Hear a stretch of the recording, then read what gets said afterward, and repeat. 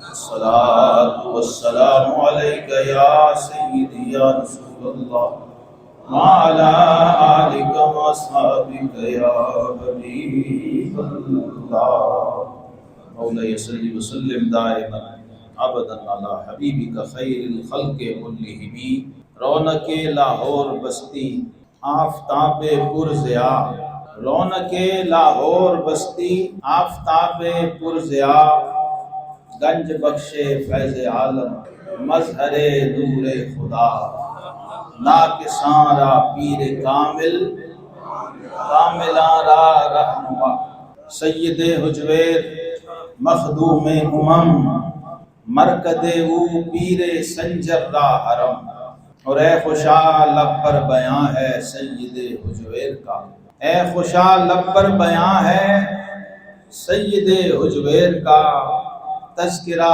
تسکین جاں ہے سید حجویر کا خواجہ اجمیر سے تا تاجدار گولڑا خواجہ اجمیر سے تا تاجدار گولڑا معترف ہر نقطہ داں ہے سید حجویر کا اور کیوں نہ اے شہزاد پھر لاہور ہو قطب البلاد پھر لاہور شہر شہروں کا قطب کیوں نہ ہو کیوں نہ اے شہزاد پھر لاہور ہو قطب البلاد آستانہ جو یہاں ہے سید حجویر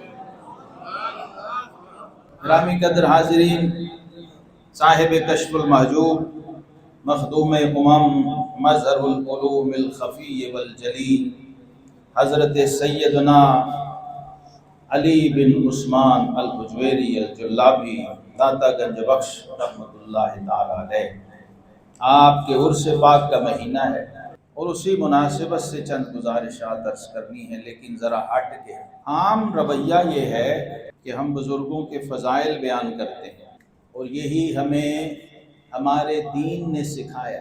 خالق کائنات نے رب ہو کے اپنے بندوں کی شان بیان کی۔ سوچئے یہاں بندہ رب کا نام لینے کو تیار نہیں، وہ رب ہو کے خالق و مالک ہو کے معبود و مسجود ہو کے مالک کل ہو کے وہ کہتا ہے الا ان اولیاء اللہ، خبردار۔ کون کہہ رہا ہے؟ یہ بندہ نہیں کہہ رہا۔ تو پہلی بات تو یہ سمجھو کہ ولیوں کا ذکر کرنا خود سنت خدا ہے۔ اولیاء اللہ کی بات کرنا یہ اللہ کی سنت ہے، اللہ کا طریقہ ہے، اللہ کی مشیت ہے، اللہ کو پسند ہے۔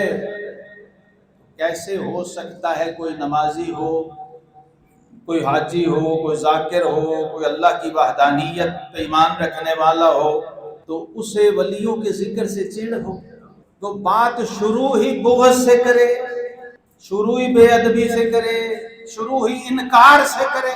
یہ کیسے ہو سکتا ہے؟ خالق کائنات قرآن عظیم الشان میں جگہ جگہ پر، ایک جگہ جگہ سورہ فاتحہ سے لے کر سورہ والناس تک صراط الذین انعمت علیہم، یہ کس کی شان بیان ہو رہی ہے؟ سورہ فاتحہ اللہ کی حمد ہے۔ اللہ نے اپنی حمد میں بھی اپنے دوستوں کی شان رکھی۔ اہدنا الصراط المستقیم صراط الذین انعمت علیہم، جن پہ تیرا انعام ہوا۔ تو یہ کیسا تضاد ہے، کیسا تعارض ہے، فکری، نظریاتی اور اعتقادی ہے۔ ایک طرف آپ رب کی بندگی کا دم بھریں، اللہ اللہ کریں، دوسری طرف اولیاء اللہ سے بغض رکھیں۔ پھر صحیح بخاری میں حدیث قدسی میں بڑا واضح دو ٹوک اعلان رب کائنات نے خود فرمایا ہے کہ من عاد لی ولیا فقد آذنتہ للحرب، جس نے میرے ولی کے ساتھ عداوت رکھی تو میرا اس کے ساتھ اعلان جنگ ہے۔ اگر ان کے ساتھ محبت کرو گے اور ان کا بغض، یہ جہنم کا راستہ۔ ان کے ساتھ دشمنی اور بغض رکھنے والے لوگ ہر دور میں رہے ہیں، اس دور میں بھی ہیں۔ تو آج میں چند گزارشات ہیں بہت واضح، دو ٹوک با حوالہ، تاکہ یہ ریکارڈ میں آ جائے اور ان لوگوں تک پہنچ جائے جن تک ابھی داتا صاحب کا علمی لنگر نہیں پہنچا۔ کوئی بھی ہو، کتنا ہی پڑھا لکھا ہو، کتنے حوالے دیتا ہو، کتنے نمبر بتاتا ہو، اس کی پیروی مت کرو،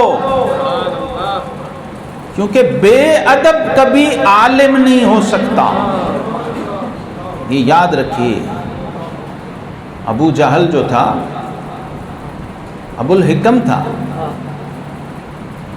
لیکن زبان رسالت مآب صلی اللہ علیہ وسلم نے فرمایا یہ علم و حکمت والا نہیں، یہ تو جہالت کا بھی باپ ہے،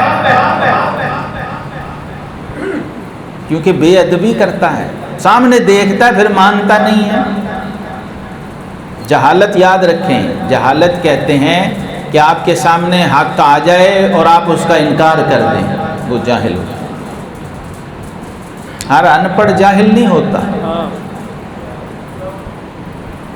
ان پڑھ ہونا اور چیز ہے، جاہل ہونا ہاں۔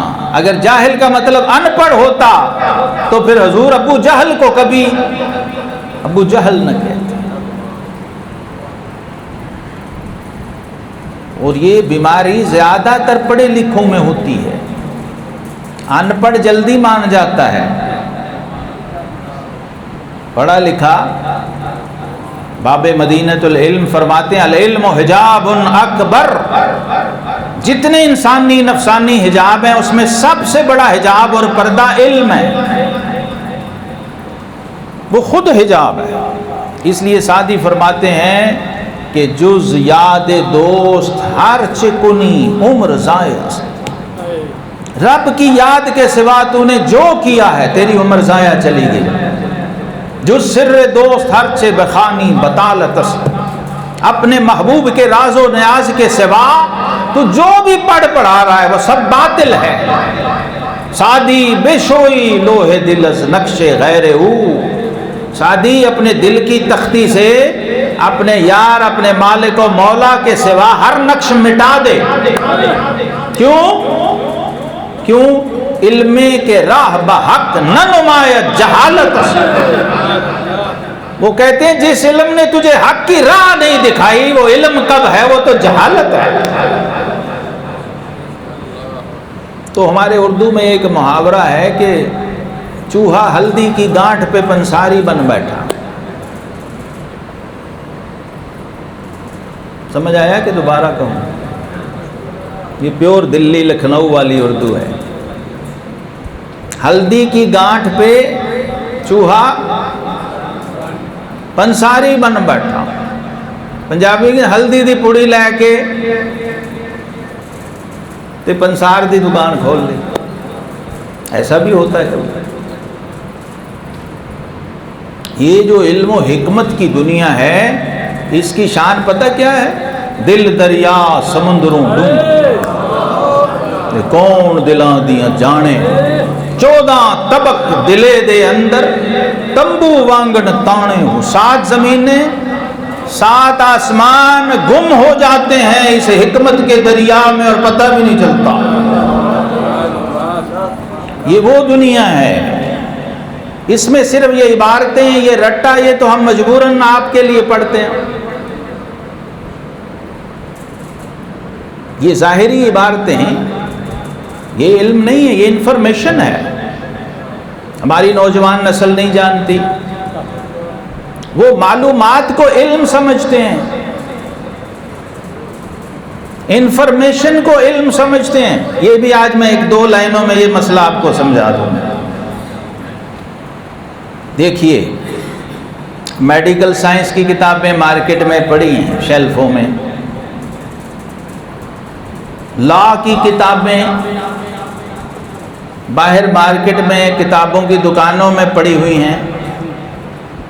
کبھی آپ میں سے کوئی بندہ گیا ہے جا کے میڈیکل سائنس کی کتاب دے دو، بیالوجی کی، کیمسٹری کی، زوالوجی کی، فزیالوجی کی، اناٹومی کی، کہ لو جی میں ڈاکٹر بنن لگا اے کتاباں میں دے دو؟ ہوا ایسا کبھی؟ آپ کا کوئی کیس یا مقدمہ آ گیا ہو تو آپ نے کہا جی میں ان جا کے نا پہلے تو آئین پاکستان ہے جی اس کو پڑھوں، پھر اس کی ساری شکیں اور دفعات جو ہیں وہ پڑھوں، ہر شک اور آرٹیکل پڑھوں اور اس کے تحت یہ کیا، ایسا کرتے ہیں جا کے کوئی وکیل کرتے ہیں؟ بخار ہو گیا ہے تو بندہ ڈاکٹر کے پاس جاتا ہے یا جا کے میڈیکل کی کتابیں خریدتا؟ تو پھر میر علی شاہ صاحب رحمۃ اللہ فرماتے ہیں ایک کام نہیں بے سوجت دا کوئی ورلیاں موتی لے تری لکل فن رجال. علامہ مفتی صاحب کی گاڑی پنکچر ہو جائے، میرے جیسے کو تو لگانا بھی نہ آتا ہو، وہ بھی نہ پتا ہو جیک کیسے لگاتے، تو وہ پھر جائیں گے نا وہ مجبوراً وہاں. یہ لو بھائی تیرا کام ہے تو کر. یہ صرف آپ نے دین کو اتنا ہلکا سمجھ لیا ہے کہ جس کے پاس موبائل اور یوٹیوب ہے وہ مفتی بن کے بیٹھ گیا. تو جو قوم اپنے دین کے ساتھ یہ کرتی ہے نا وہ دنیا میں ذلیل و رسوا ہو جاتی ہے. کہ پنکچر لگوانے کے لیے تو وہاں پیٹرول پمپ پہ جاتا ہے، مستری کے پاس جاتا ہے، ورک شاپ میں جاتا ہے، اور دین سیکھنے کے لیے تو گوگل اور یوٹیوب پہ جاتا ہے. تو اس کا مطلب یہ ہے کہ تجھے اپنے دین سے کوئی دلچسپی نہیں ہے. تجھے کوئی سیاہ دے دے، کوئی سفید دے دے، کوئی حق دے دے، کوئی باطل دے دے، کوئی غلط دے دے، کوئی صحیح. اب تو امریکہ نے جعلی قرآن تیار کر دیا بھائی، وہ بھی یوٹیوب پہ رکھ دیا. وہ کیا کرو گے؟ قادیانیوں نے اپنے قرآن رکھے ہوئے. تم کیسے فرق کرو گے کہ یہ پیناڈول اصلی ہے کہ نکلی ہے تو پیناڈول ہی، پیکنگ بھی وہی ہے. تم میں تو اتنا بھی پتہ نہیں کہ جو میں ہارٹ کی دوائی کھا رہا ہوں اسے میں مر جاؤں گا یا اس سے بہتر ہوں گا. ہم اس قوم میں جی رہے ہیں، اس ملک میں جی رہے ہیں جہاں کوئی گارنٹی نہیں ہے، کوئی ہیلتھ ڈپارٹمنٹ نہیں، کوئی فوڈ ڈپارٹمنٹ نہیں. گندگی کھاتے جاؤ. گدے کھا گئی جو قوم، گوشت کے نام پر، برگر اور شوارمے کے نام پر، اس کا کوئی اعتبار ہے؟ بھروسہ کر نہیں سکتے غلاموں کی بصیرت پر، کہیں آزاد بندے جس کو زیبا ہے وہی زیبا. تو تم تے سر کے بالوں سے پیر کے ناخن تک غلام قوم ہو. تمہارے تو بڑے سے بڑے نابغے کا کوئی اعتبار نہیں ہے، بڑے سے بڑا جینیس جو اپنے آپ کو، اس کا بھی کوئی اعتبار نہیں ہے کہ وہ کیا کہہ رہا ہے. جتنا بڑا مرضی علامہ اور مفتی ہو، اب جو حال کر دیا ہے، مت ماری جاتی ہے نا بندے کی. بل دے گا، گاڑی میں پیٹرول ڈلوائے گا کہ جا کے خطاب کرے گا جلسے میں. سوچئے جمعہ پڑھائے گا. یہ وسوسے، یہ جو انسان کے ساتھ لگی ہوئی ہیں نا ٹینشنیں، تو یہ بھی شیطانی. الذی یوسوس فی صدور الناس من الجنۃ والناس، یہ اس کا حصہ. تو اب دیکھیے حضور داتا گنج بخش علی حجویری 1000 سال پہلے آئے. 400 ہجری آپ کی ولادت ہے، 465 ہجری آپ کا وصال ہے. کل زندگی جس بندے نے اپنی اللہ رسول کے نام پہ دے دی، اور 1000 سال سے آج بھی لاہور میں ڈیوٹی کر رہا. لاہور والوں، تمہیں زیادہ لوگوں کو نہیں پتا.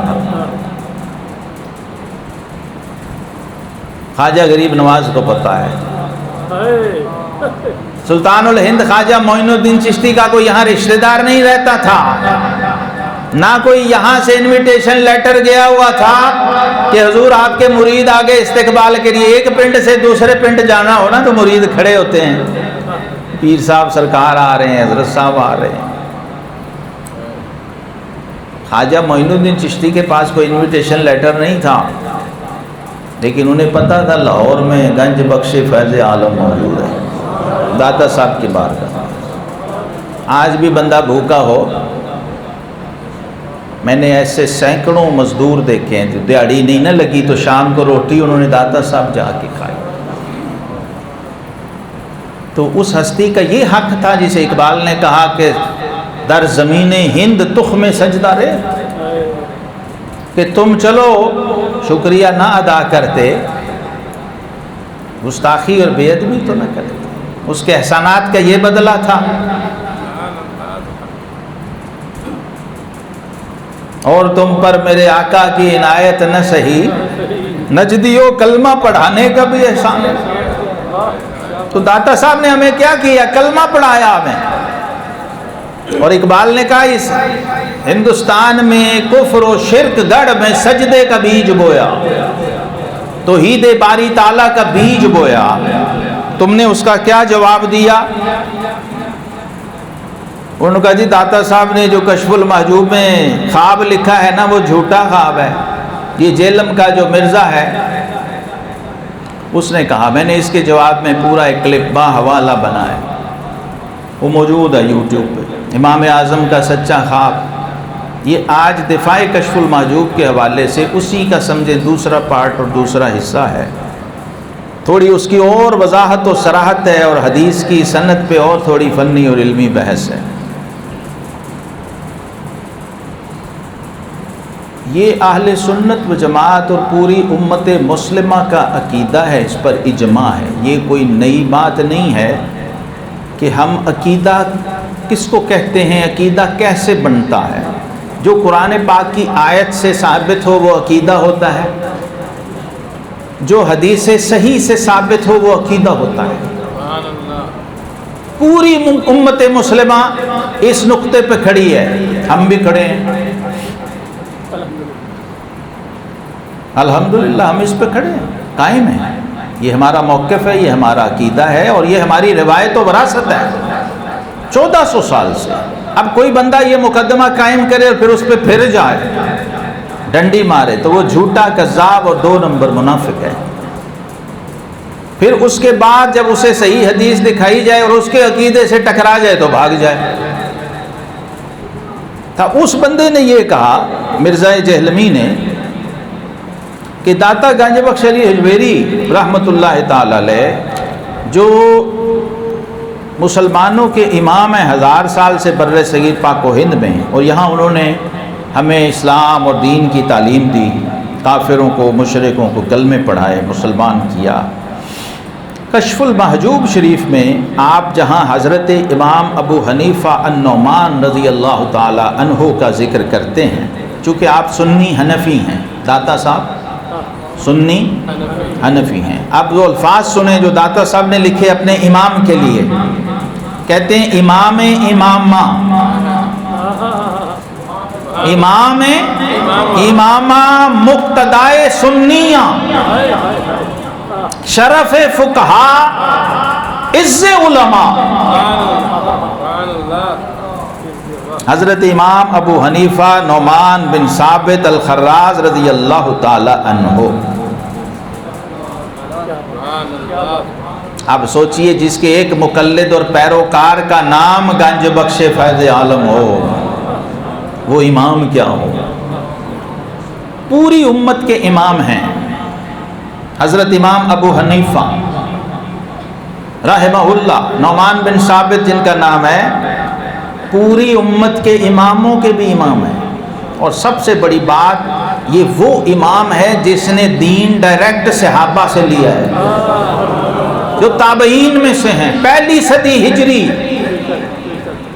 1300 سال پہلے والا امام جسے قرآن کہہ رہے ہیں ان امت علیہم، تو اس بدبخت نے ٹکر لی ہے، پہلے داتا صاحب پہ حملہ کیا، پھر داتا صاحب کے امام پہ اٹیک کیا، اور امت بے ہوش سوئی ہوئی۔ داتا صاحب نے خواب لکھا، قرآن پاک میں اللہ تبارک و تعالی نے خوابوں کا ذکر کیا ہے، اور اس جگہ کیا ہے، اور بھی جگہ ہیں، لیکن اس کو جسے خود احسن القصص کہا، سورہ یوسف، اور نبیوں اور پیغمبروں کا علم بتایا، صدیقوں کا علم بتایا، علم التعبیر، خواب اور اس کی تعبیر۔ اب یہ بھی فیشن بنا ہوا ہے، انواع، جدھر جس کو مرضی خواب سنا دیا۔ یہ بھی سیکھنے کی چیز ہے، محدثین نے باب باندھے ہیں کتاب التعبیر کے نام سے، تعبیر الرؤیا کے نام سے، بخاری، مسلم، صحاح میں یہ ابواب ہیں۔ حضور داتا صاحب رحمۃ اللہ علیہ لکھتے ہیں کہ حضرت امام صاحب رحمۃ اللہ علیہ نے جب سارے علوم حاصل کر لیے، بڑے مرتبے پہ پہنچ گئے، تو عبادت اور زہد کا بڑا غلبہ تھا۔ حضرت امام ابو حنیفہ رحمۃ اللہ تعالی علیہ جہاں آپ کی وفات ہوئی ہے وہاں پر آپ نے 50,000 سے زیادہ بار قرآن پاک کا ختم کیا تھا خود.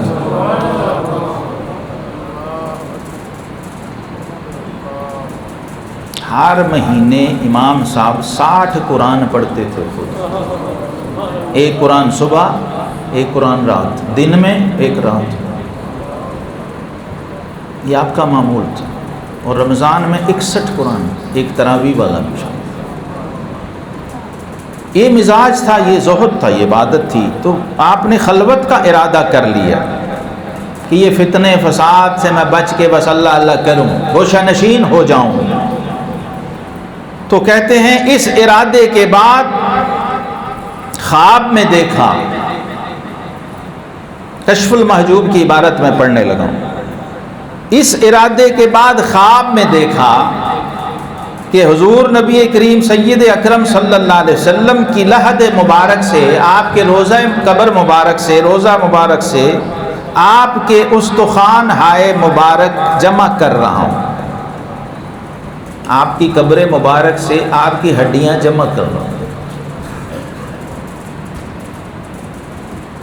اور بعض کو بعض پر ترجیح دے کر پسند کر رہا ہوں.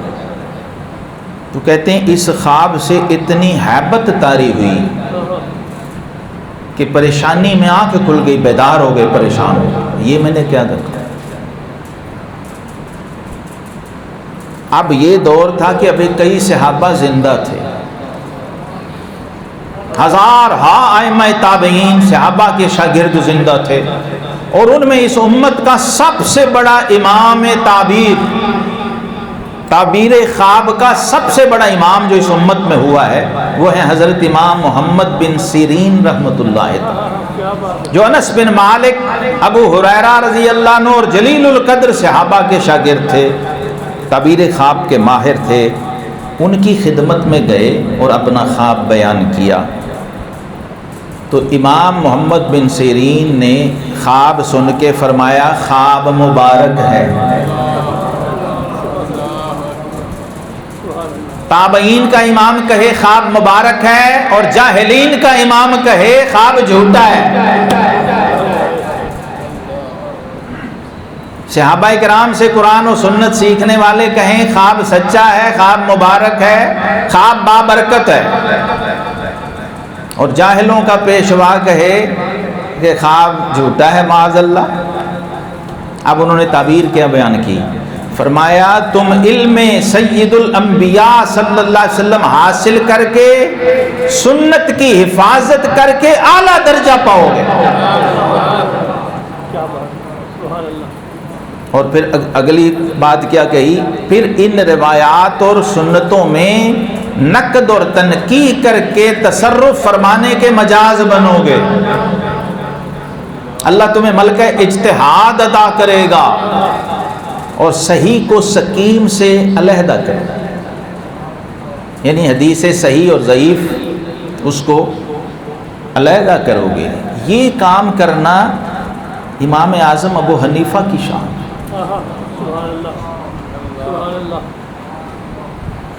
پھر کہتے ہیں ایک اور خواب دیکھا کہ خود جناب رسالت مآب صلی اللہ علیہ وسلم تشریف فرماؤ، خود دیدار مصطفیٰ صلی اللہ علیہ وسلم ہوا، اور آقا کریم علیہ السلام فرما رہے ہیں اے ابو حنیفہ. یہ پیچھے بات کیا ہے کہ وہ گوشہ نشین ہونا چاہ رہے ہیں، وہ خلوت میں جانا چاہ رہے ہیں، تنگ آ گئے لوگوں کے ٹینشنوں، حالات، مناظرے، بحثیں، فتنے، لڑائی جھگڑے. یہ بہت بڑے فتنے کا دور تھا. وہ کہ واقعہ کربلا کے سمجھے 15-20 سال بعد کی بات ہے. تو آقا کریم علیہ السلام فرما رہے ہیں ابو حنیفہ تجھے اللہ نے میری سنت زندہ کرنے کے لیے بنایا ہے، اللہ نے تجھے پیدا ہی میرا دین زندہ کرنے کے لیے کیا ہے، تم گوشہ نشینی کا ارادہ نہ کرو. ایسا اور بھی کئی بڑے غوث پاک کے ساتھ بھی یہ ہوا. وہ کہتے ہیں میں نے بھی خلوت کا ارادہ کر لیا. پھر حضور علیہ السلام نے آ کے روکا کہ نہیں، تم محی الدین ہو، دین زندہ کس نے کرنا. تو یہ فتنے نظریاتی اعتقادی، یہ اس لیے پھر بڑھتے ہیں کہ جب ایسے لوگ گوشہ نشین ہو جاتے، جب علماء اپنے علم کا اظہار کرنا چھوڑ دیتے ہیں تو عوام گمراہ ہو جاتی ہے۔ جب کوئی ڈوب رہا ہے، کوئی پکڑنے والا ہی نہیں، سنبھالنے والا ہی نہیں، ہاتھ پکڑنے والا ہی نہیں، تو پھر کیا حال ہوگا؟ تو کہتے ہیں آپ نے خدمت دین شروع کی، اور پھر کیا ہوا؟ ایک ایک شاگرد، امام صاحب رحمۃ اللہ علیہ کا، عالم اسلام کا پہلا چیف جسٹس، یہ امام ابو حنیفہ کا ایک شاگرد ہے، قاضی ابو یوسف رحمۃ اللہ، امام محمد بن حسن الشیبانی جن کے ایک شاگرد ہیں امام شافعی، ان کے ایک شاگرد ہیں امام احمد بن حنبل، اور ان کے آگے شاگرد ہیں امام بخاری، مسلم، ترمذی، نسائی، ابو داؤد، ابن ماجہ۔ صحیح بخاری میں جو حدیث کی مستند اوتھینٹک ترین کتاب سمجھی جاتی ہے، الجامع الصحیح للبخاری، اس کے اندر 22 حدیثیں ایسی ہیں جس پہ امام بخاری کو بھی ناز ہے کہ میرے پاس یہ حدیث 3 واسطوں سے صرف آئی ہے۔ ٹوٹل 22 حدیثیں ایسی ہیں امام بخاری کے پاس، ورنہ 4 واسطے ہیں، کہیں 5 واسطے ہیں۔ 22 حدیثیں ایسی ہیں جس میں امام بخاری رحمۃ اللہ تعالی علیہ وہ کہتے ہیں کہ مجھے بیان کیا محمد بن سیرین نے مثلا، اور انہیں بیان کیا امام لیث نے، امام اوزاعی نے، یا ان سے سنا امام لیث اور امام اوزاعی نے، اور انہوں نے سنا حضرت سعید بن مسیب سے، اور انہوں نے سنا ابو ہریرہ رضی اللہ، یا انہوں نے سنا انس بن مالک رضی اللہ۔ 3 واسطے، 22 حدیثیں ہیں۔ یہ 22 حدیثیں جو ہیں یہ امام بخاری کے پاس امام ابو حنیفہ کے شاگردوں کے واسطے سے پہنچی۔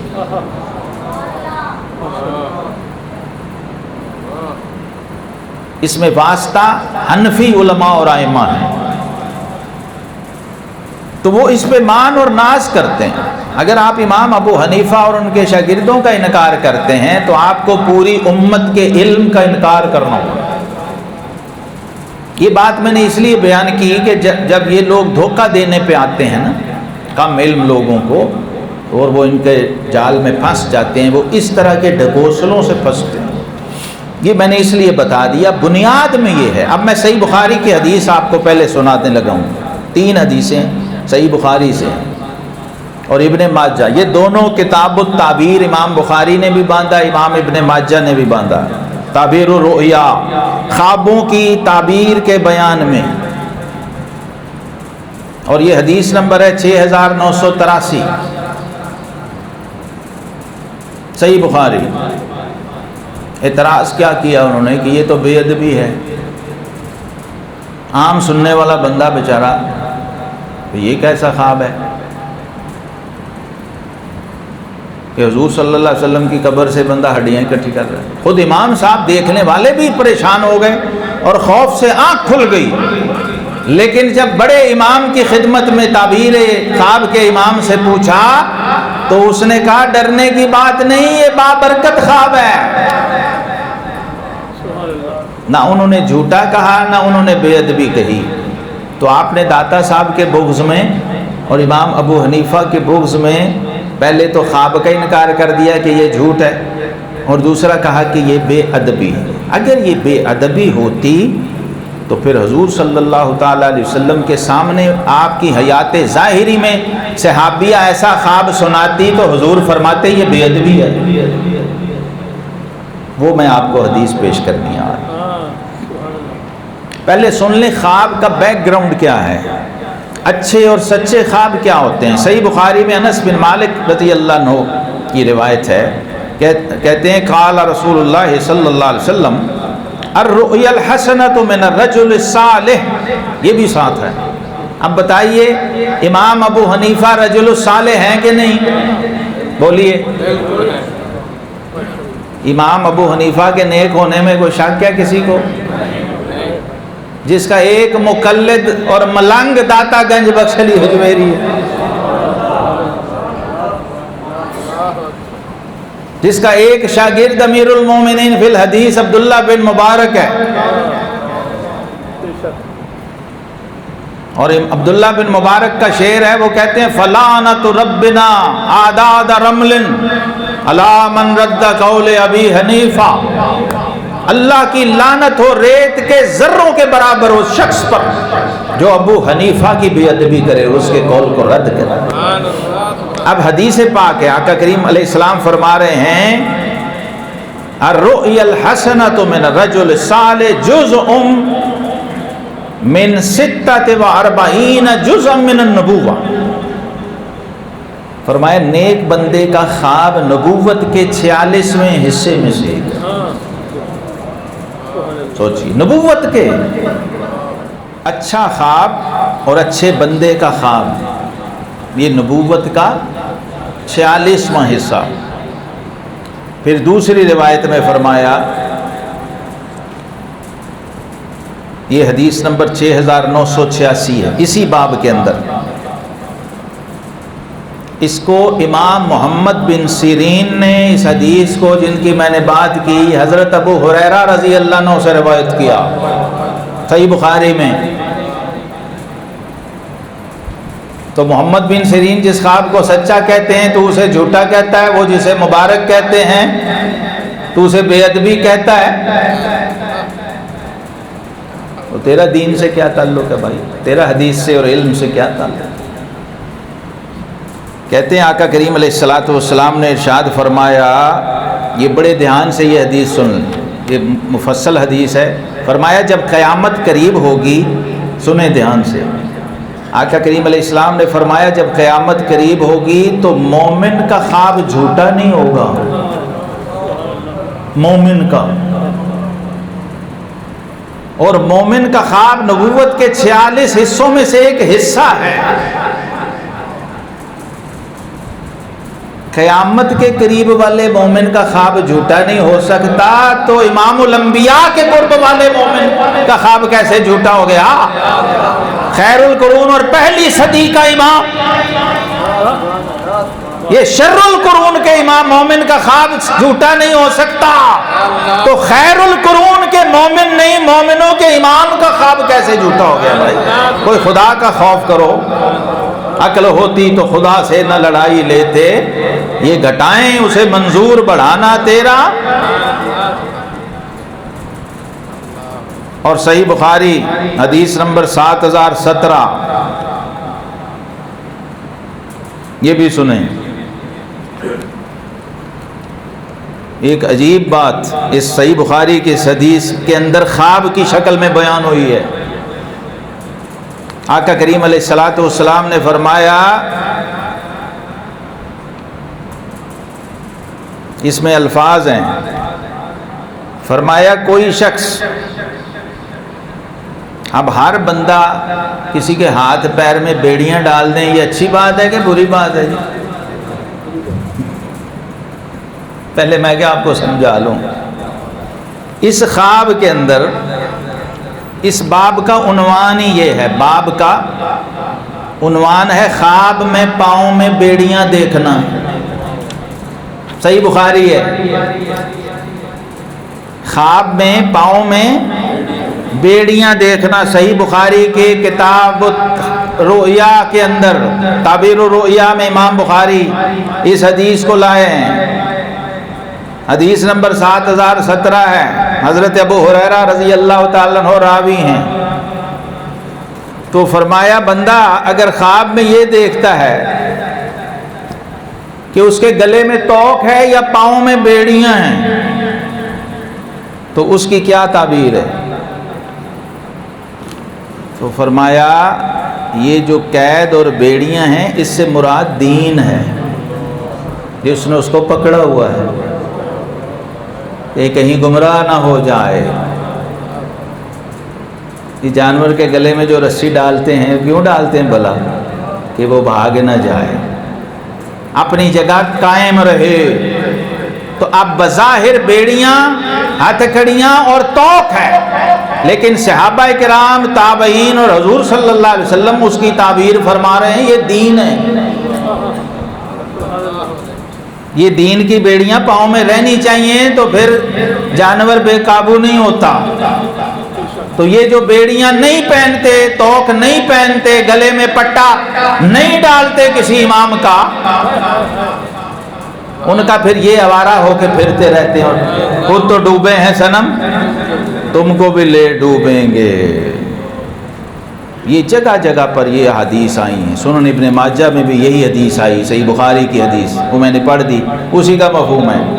اب خود امام الانبیاء ہمارے آقا صلی اللہ علیہ وسلم کا ایک خواب سن، جو خود آقا علیہ السلام نے خواب دیکھے ہیں۔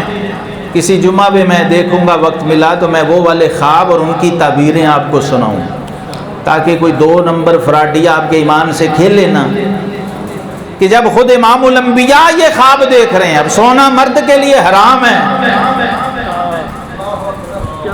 جی مرد کے لیے حرام ہے۔ حضور صلی اللہ علیہ وسلم فرمایا، حضرت ابو ہریرہ رضی اللہ تعالیٰ عنہ راوی ہیں، کہتے ہیں قال رسول اللہ صلی اللہ علیہ وسلم رأیت فی یدی سوارین من ذہب۔ خود آقا کریم علیہ السلام اپنے خواب بھی صبح فجر کے بعد صحابہ کو سنایا کرتے تھے، اور تعبیر پتہ کس سے پوچھتے تھے؟ ہائے ہائے ہائے ہائے، نبی کا خواب ہو تو تعبیر کون کرے گا؟ یار غار سیدنا صدیق اکبر سے فرماتے کہ ابو بکر تم اس کی تعبیر بتاؤ، کیونکہ تعبیر خواب کے سب سے بڑے امام اور ماہر صدیق اکبر رضی اللہ، علم یہ نبیوں کا علم ہے، اور قرآن نے اس کو صدیقوں کا علم کہا، اس لیے آپ صلی اللہ علیہ وسلم آپ سے پوچھتے۔ تو فرمایا میں نے دیکھا میرے دونوں ہاتھوں میں، بازوؤں میں سونے کے 2 کنگن ہیں، فنفختہما، میں نے دونوں کو یوں پھونک مار کے اڑا دیا۔ پہلے سونے کے 2 کنگن دیکھے، اچھے نہیں لگے کہ یہ سونا بری چیز ہے، اچھی چیز ہے بھائی، اور کنگن، یہ دونوں مثالیں میں نے دے دیں۔ صورتاً برا حقیقتاً اچھا تھا، یہ صورتاً اچھا حقیقتاً برا تھا۔ اور دیکھا نبیوں کے امام ہمارے آقا صلی اللہ علیہ وسلم نے ہے، سونے کے 2 کنگن ہاتھ میں دیکھے، پھونک مار دی، اڑا دیے۔ فَأَوَّلْتُهُمَا هَذَيْنِ الْكَذَّابَيْنِ مُسَيْلَمَةَ وَالْعَنْسِيَّ۔ آقا کریم علیہ السلام نے فرمایا میں نے اپنے ہاتھ میں سونے کے 2 کنگن دیکھے، میں نے پھونک ماری، دونوں غائب ہو گئے۔ تو فرمایا میں نے اس کی تعبیر کیا کی کہ اس سے مراد یہ 2 کذاب ہیں، مسیلمہ کذاب جس نے نبوت کا جھوٹا دعویٰ کیا تھا، اور اسود انسی، اور پھر آخر میں سیدہ ام الفضل لبابہ بنت حارث رضی اللہ تعالیٰ عنہ۔ یہ خواب میں نے پورا حوالہ جات کے ساتھ پہلے اپنے کلپ میں بیان کر دیا ہے، وہ امام اعظم کا سچا خواب کے نام سے یہ میڈیا پہ، سوشل میڈیا پہ موجود ہے۔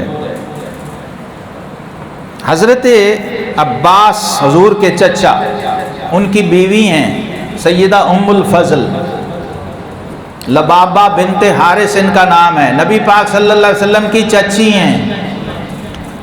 کیا خواب دیکھا؟ اب آ جائیں اس پہ، قبر سے ہڈیاں، یہ تو قبر سے ہڈیاں ہیں۔ اس بی بی نے دیکھا میں جیتے جاگتے حضور آپ کے جسم کا ایک ٹکڑا جسم سے علیحدہ ہو کے میرے کمرے میں پڑا ہے، میرے حجرے میں پڑا ہے، میری گود میں پڑا ہے، سارے معنی اس میں۔ کہتی میں نے حضور ایک خواب دیکھا ہے، اور اس کو انہوں نے کیا کہا؟ حلم منکرا، حضور میں نے بڑا برا خواب دیکھا ہے۔ ظاہر ہی برا ہی لگنا تھا نا امتی کو کہ میرے آقا کے جسم کا کوئی ایک ٹکڑا کٹ کے میرے پاس۔ تو فرمایا رأیت خیرن، بی بی برا نہیں، تو نے اچھا خواب دیکھا۔ پہلے تو اس کی پریشانی دور کی اپنی چچی کی کہ بیچاری پریشان ہے۔ خواب کی تعبیر کا یہ طریقہ ہے، کوئی اپنا خواب سنائے تو اسے ڈرانا نہیں ہوئے تیرا تو کیا بیڑا نہیں، بی بی رأیت خیرن، بی بی تو اچھا خواب دیکھا ہے۔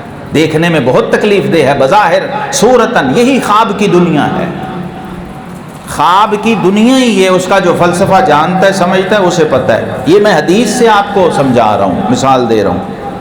فرمایا، کہا جی کیسے؟ تم تو اچھا دیکھا ہے کیا؟ فرمایا تالد فاطمۃ غلاما فترضعیہ، سیدہ فاطمہ بچے کو جنم دیں گی اور تم اسے دودھ پلاؤ گی، پالو گی تم، جنم وہ دے گی، پالو گی تم، تمہاری گود میں کھیلے گا وہ۔ ولدت حسنا، تو امام حسن مجتبی پیدا ہوئے تو اس بی بی نے اپنا دودھ پلایا امام حسن مجتبی کو۔ یہ حدیث پاک کئی طرق سے آئی ہے، صحیح الاسناد ہے، صحیح المتن ہے۔ اللہ تعالی ہمیں صحیح عقیدے پہ استقامت عطا فرمائے۔ وآخر دعوانا الحمدللہ۔